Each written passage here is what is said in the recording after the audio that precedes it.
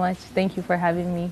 Okay, so we're going to go straight into the questions. Right. No formalities, anything. How can you relate poetry to life? Poetry. So, life in general is poetry in itself for me, because you find poetry in everything. Because there is beauty in everything that Allah has created, and so if you pay close attention to that, there is a story it's telling you. So it's more of you are taking that story from it. So yeah, there is poetry in everything in life if you pay attention closely, especially nature. All right, so I guess my next question would be, now what is that poetry? What does poetry mean to you? Poetry is life to me. I breathe poetry, I eat poetry, I sleep poetry. Poetry has been a lifesaver for me in my darkest of times. It has been able to allow me create that realm for healing for myself. So poetry is life for me. Poetry is life. Poetry is healing. That's nice. Why poetry? Because it allows me switch into whatever character that I want to become. It allows me that freedom to move from one story or another without that feeling of I might be saying so much about myself. So it allows me to switch, to have different personalities, if I may say, and it gives me the opportunity to also tell other people's story. So it just allows me leave people's story. Okay. So you mentioned that poetry allows you to switch. Now, why do you need to switch to maybe a different personality? What's the need for that? Because I feel like everybody has different personalities, but then most people die without tapping into them. Because I feel at every stage in life, you become something else, whether better or worse.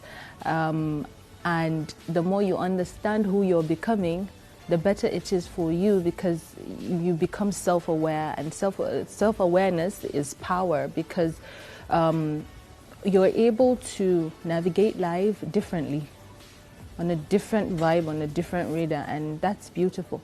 So for me, I think it's very important. That is very important that I'm able to identify that. So the switching just enables me leave that and know myself fully. Okay. So is it more like living life in a different way at every stage or every different point you find yourself in life? Yes, because I feel like some people, they struggle to stay that same person they were, because they are either scared of being vulnerable, they're scared of change, something. So, but then when you're just open, you just let it flow without losing yourself, because you're just trying to find your higher self. And your higher self might be more beautiful or worse than before, but then again, you can find beauty in whatever it is you pay attention to, whether good or bad, actually. So I guess my next question is, through what lens do you view life? Because some people will view life through the lens of music. That means when you listen to music, everything is okay, or music gives you that emotion. Some people live life through movies. So you watch a movie and you're able to understand life better through that movie. So would you say poetry is a lens through which you view life, or would it be something else? Yeah, I would say poetry is, and also my religion, but separating it from culture. As coming from the north, it's intertwined with culture, and then it becomes something on its own. So I would say I see it through poetry and through my religion. And also why I'm saying poetry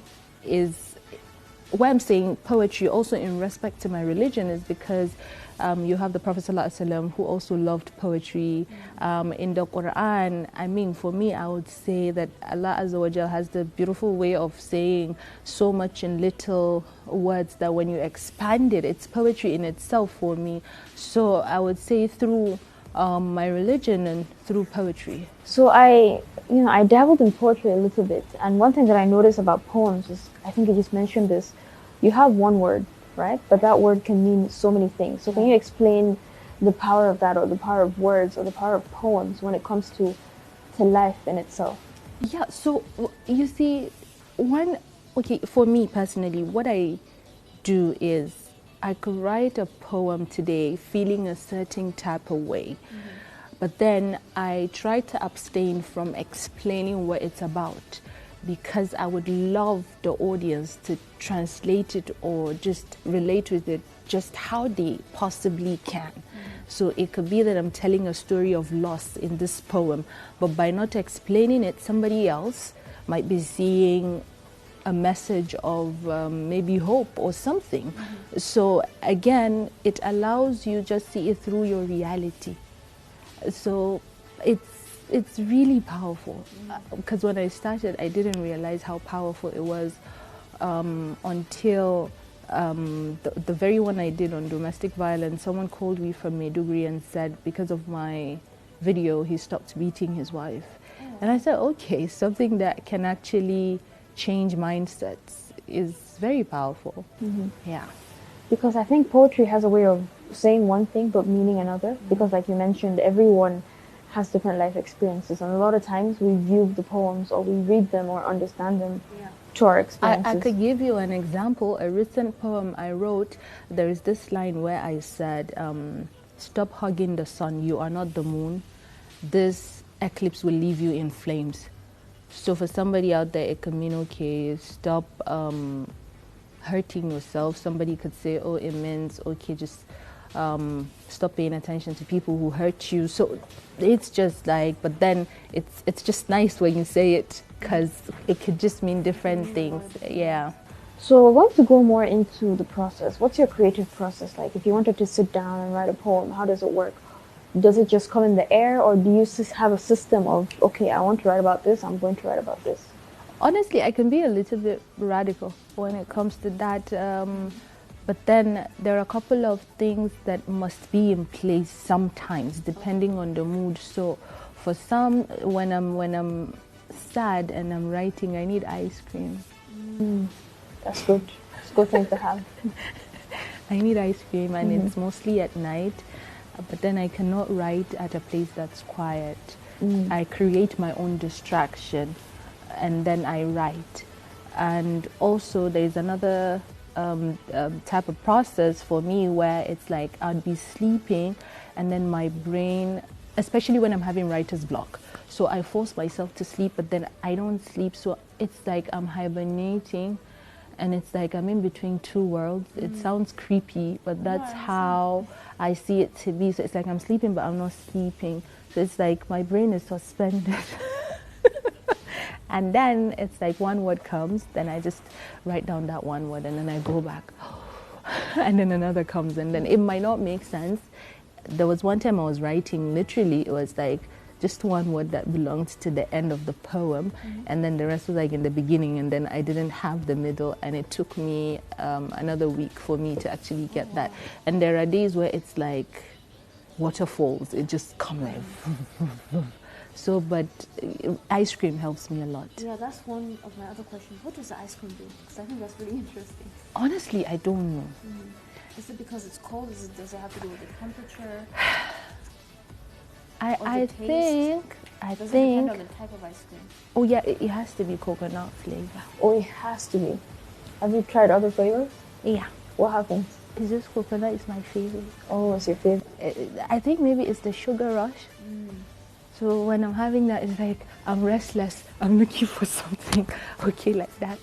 So, and it's since I was a kid, you know, my mom would always offer that whenever I'm sad.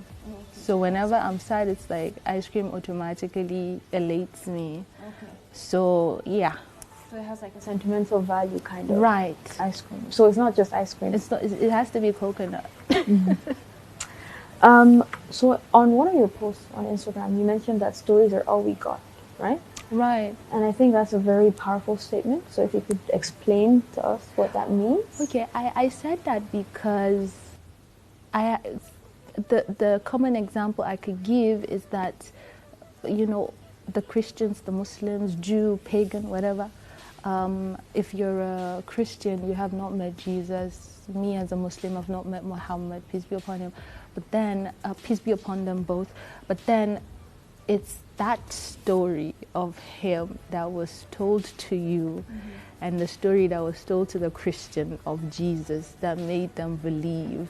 And also religion, for instance, in Nigeria, religion is like a fundamental thing for people, like the basic. When you're growing up in a house, whether Christian, Muslim, they take it seriously. So Allah Azza wa Jal gave us the Bible, gave us the Quran. If words were not powerful, if story was not important, the Lord would not use it as a way to convey his message and preserve it over time. So this just shows how much that story is actually all we've got.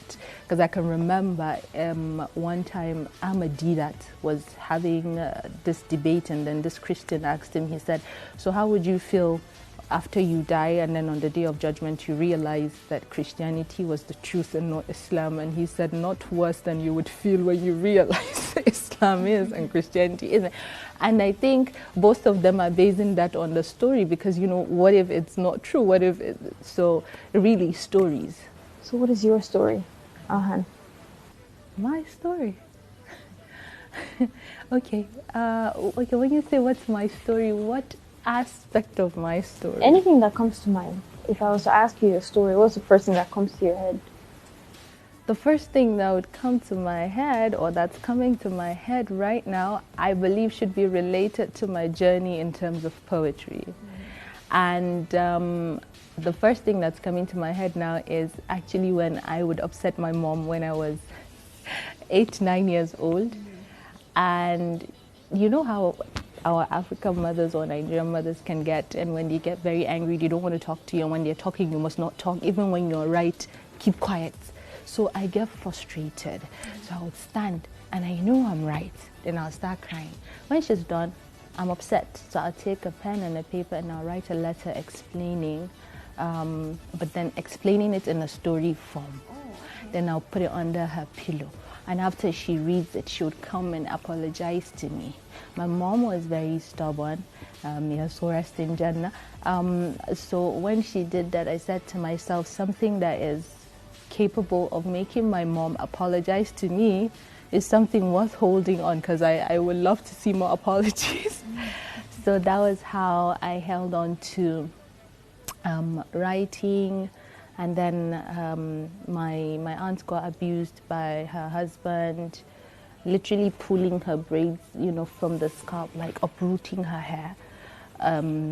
He would beat her up and things like that. So when it got to that stage, she's my favorite aunt, and then I was very upset. So I just wrote, and then I hid it because I was scared. Let me not go and take it to him, and he now Kukuma beat me too. So I kept it, and then my mom found it. So she said, we must make a video. And then that's how we made a video. She directed the video, and then we posted it on Instagram. So that was how I started gaining recognition. And at that time, I didn't know what really I was doing or what poetry meant until my mom started showing me some of the pieces that she wrote, letters between her and my dad. And there was like so much poetry element in it. I was like, okay. So she's like, yeah. So she's like, I should just keep writing. So seeing that video, Lola Shune, daughter-in-law to Wale Shoyinka, she is the director of Aiki Festival. She saw the video and she came to Kaduna and said, okay, they should call me. And then she said, can you write a piece on the Northern Nigerian woman and, you know, something motivational? And I was new, really, because I'm like, okay. So I told my mom, and we're in the office. She was on the couch lying down. And then I'm like, this is what we're supposed to do. Da, da, da. She's like, okay. So we started writing together, actually. So the rhymes in the Yes You Can one. So I'm like, I feel like I should fuse in Hausa. Then I'm like, I was just playing. And then I go, have you heard of our very own Laboyari? And then she goes, to Zauna Kajilabari. Then that's how we wrote that together. So yeah, really that's my story. But throughout the journey, she's been supportive. She became my manager